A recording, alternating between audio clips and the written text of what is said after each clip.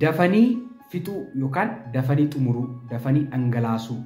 Yeroo baay'ee namoonni gaaffii kana ni qabu keessa isaanii irraa jechuudha. Namoota illee baasanii gaafatanii, hakiima gaafatanii illee qabanii baay'ee itti dhiphatu. Akkasumas immoo namoonni tokko immoo hiikumti isaayyuu maal akka ta'e, dafanii fixuu kan jedhamu yoom akka ta'e iyyuu kan hin beekne namoota baay'eetu jira. Even noormaalii ta'e iyyuu yookaan hammuma barbaachisu turaniyyuu waan dafanii fixan isaanitti fakkaachuu danda'a. Har'aa dafanii fixuun maal akka ta'e yookaan dafanii fixuuni yoom dafanii fixuu akka jedhamu yookaan dafanii xumuruu, dafanii ispeermii dhangalaasuu kan jedhamu yoom akka ta'e inni tokkoffaan hiikasaa isinitti himaa. Inni gara biraan immoo dafanii fixuun gosa meeqa qaba? Gosa meeqa qaba? Inni gara biraan immoo fallisaawoo maali?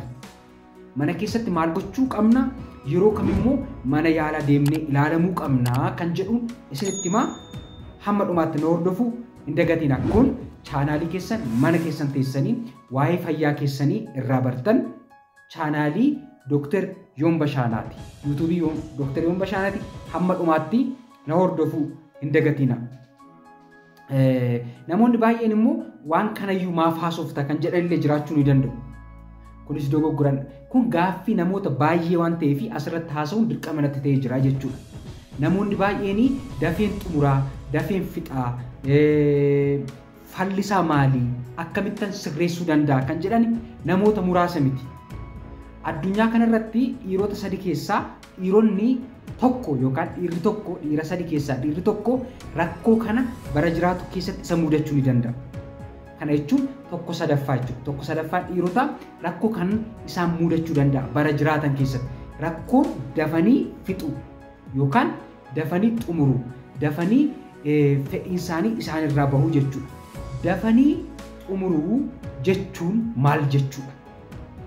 Dafanii fixuu yookaan xumuruu jechuun ergaa qaamni saalaa dhiiraa qaama saalaa dubartii keessa seenee otoo daqiiqaa tokko hin turiin ispeermiin yookaan sanyiin kormaa yookaan sanyiin dhiiraa yoo dhangala'e otoo sa'aatii daqiiqaa tokko hin turiin otoo daqiiqaa tokko hin turiin yoo dhangala'e inni kuni dafanii fixuu jedhama. Daqiiqaan tokko suni waarmaappii hin dabalatu. Kana jechuun otoo qaamni saalaa dhiiraa qaama saalaa dubartii keessa hin seeniin isteejii jiru yookaan sadarkaa isa dura jiru hin dabalatu. Erga qaamni saalaa dhiiraaf dubartii qaamni saalaa dhiiraa qaama saalaa dubartii keessa seenee daqiiqaa tokko hin turu taanaan inni kun dafanii xumuruu jedhama jechuudha. Daqiiqaa tokko. Daqiiqaa 3 miti, daqiiqaa 4 miti, daqiiqaa tokko gadi yoo ta'edha kan dafanii xumuruu jennu jechuudha. Kanaafi namoonni baay'een daqiiqaa 5 turanii, daqiiqaa 3, daqiiqaa 4 turanii waan dafanii fixan isaanitti fakkaata. Dafanii fixuu kan jedhamu akka afaan yaalaatti premature ejaculation jedhama afaan Ingiliffaansaa. Inni kuni daqiiqaa tokko dura yoo fixna ta'e premature ejaculation jedhama yookaan dafanii fixuu jedhama jechuudha. Daqiiqaa tokko ol turtu taanaan kun dafanii fixuu hin jedhamu jechuudha. Dafanii fixuu kan jedhamu daqiiqaa tokko gadi erga qaamni saalaa dhiiraa qaama saalaa dubartii keessa seenee daqiiqaa tokko ton turiin dhiirri tokko sanyii dhiiraa yookaan ispeermii yoo dhangalaasa ta'e kun dafanii fixuu jedhama jechuudha. Inni kun immoo lamaan isaanii dubartiin sunis dhiirri sunis daqiiqaa tokko keessatti yoo lamaan isaanii fixu ta'e rakkina hin qabu. Kun dafanii fixuu jechuun nama rakkisaa jechuudha. Yoo lamaan isaanii wal faana daqiiqaa tokko keessatti yoo fixan rakkina hin qabu jechuudha. Kan rakkina qabu inni tokko fixee inni tokko yoo fixuu baatedha. Kan rakkoo qabu malee lamaan isaanii wal qixa fixnaan rakkoo hin qabu, rakkoo uumuu hin qabu jechuudha. Kanaaf waan sin qabachuu qabdan asirratti dafanii fixuu jechuun daqiiqaa tokko too hin guutiin sanyiin dhiiraa yookaan ispeermiin yoo bahe yookaan yoo dhangala'e yookaan yoo jige yeroo tokko jigu jedhanii namoonni yeroo waaman illee ni jira jechuudha. Yoo jigate inni kuni dafanii fixuu jedhama jechuudha. Dafanii fixuun gosa lama jira. Inni tokko life long jennee kan waamnu jechuun bara jiraannu nufaana kan jiraatu jechuudha. Inni kun baay'ee nu dhiphisaa, baay'ee nama rakkisuu danda'a. Namoota baay'ee istireesii keessatti, dhiphina namaa keessatti gatuu ni danda'a jechuudha. Even hamma gaa'elli hiikamutti illee geessuu ni danda'a jechuudha. Live long kan jennu jechuudha. Inni biraan acquired jennee kan waamnu jechuun inni lammaffaan dura nagaama premature ejaculation qabanii dafanii fixuun qabanii saatii ta'e irratti gara jireenya isaaniitti kan dhufu. Istireesiin ta'uu danda'a, rakkina biraan ta'uu danda'a. Inni kun saatii ta'e irratti kan isaanitti dhufedha jechuudha. Inni kun namoota baay'ee irratti mudachuu ni danda'a. Sirreessuun illee baay'ee ulfaachuu dhiisuu danda'a jechuudha. Inni tokkoffaan life long kan nufaana jiraatu jiraachaa kan ture borillee jiraachuu kan danda'u nufaan. Inni gara biraan immoo acquired jennee yeroo ta'etti kan jireenya keenya keessatti nu mudate ta'uu danda'a jechuudha. Warri kun lamaan dafanii fixuu gosa dafanii fixuu jalatti ramadamu jechuudha. Type of premature ejaculation jennee waamuu dandeenya jechuudha.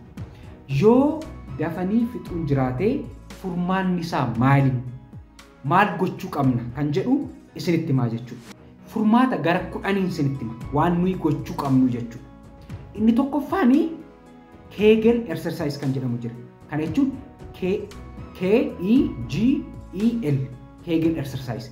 Inni kuni akkamitti hojjetama? Exercising kuni Kegel exercise kan jedhamu yeroo bobbaan nu qabu yookaan immoo yeroo qilleensi ba'uuf jedhu yookaan dhuufuu nu qabu jira miti yeroo nu qabu akkaataa nuti ittiin qabnu yookaan akkaataan akka hin baane goonu akkanatti qaaxxarree kan qabnu inni sun Kegel exercise jedhama.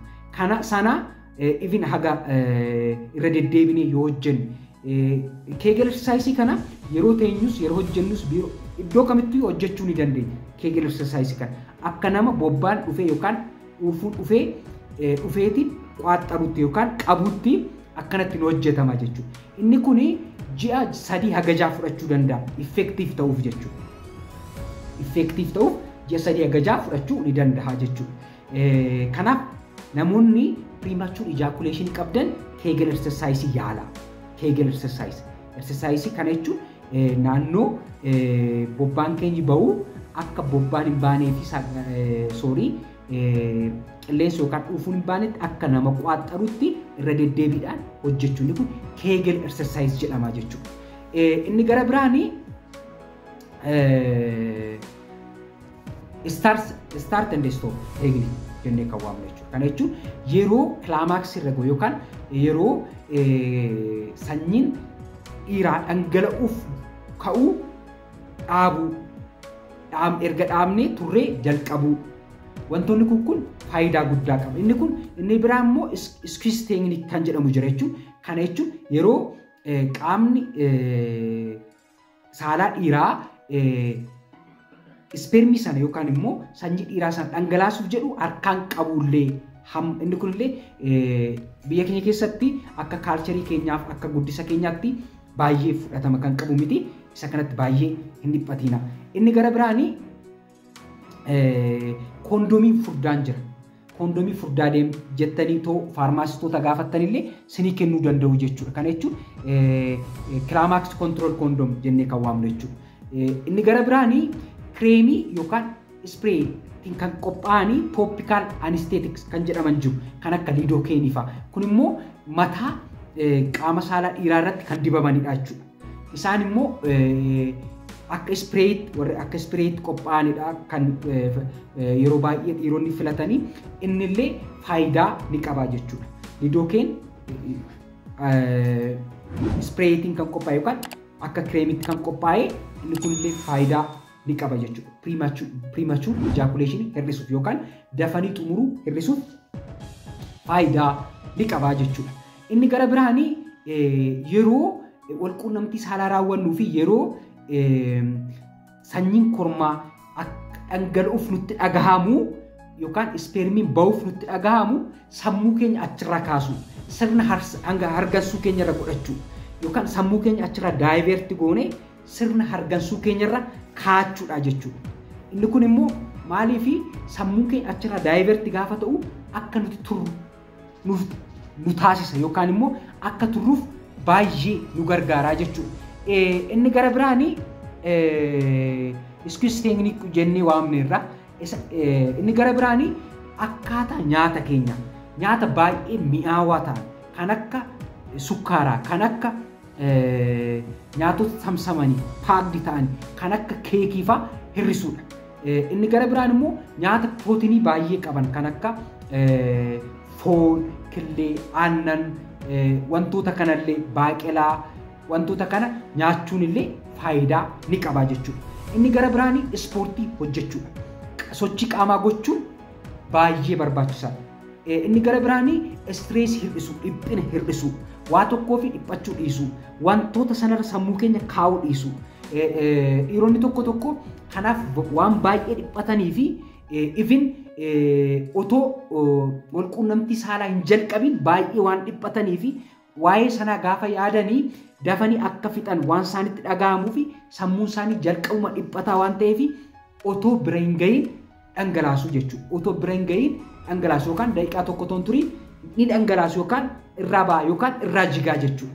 Kanaaf waa tokkoof dhiphachuu dhiisuu, ispoortii hojjechuu, nyaata baay'ee madaalawaa ta'e fudhachuu, kan akka nyaata pirootinii kan qaban fudhachuu, wantoota amma isinitti hime kan akka keegel exersaayisii yaaluu. Inni gara biraan tooppikaal kan dibamanii tooppikaal kireemii yookaan ispreeyii fayyadamuu. Inni gara biraan start stop teeknikii fayyadamuu.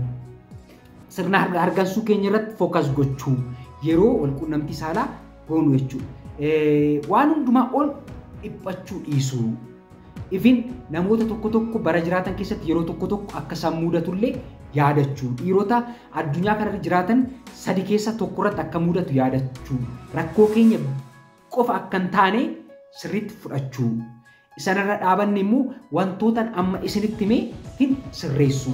Waan tokkoofu dhiphachuu dhiisuun baay'ee gaariidha. Waan dhaggeeffattaniif galatooma. Waan gaaffii isinitti ta'u koomentiidhaan naaf kaa'uu hin dagatinaa. Have a nice time.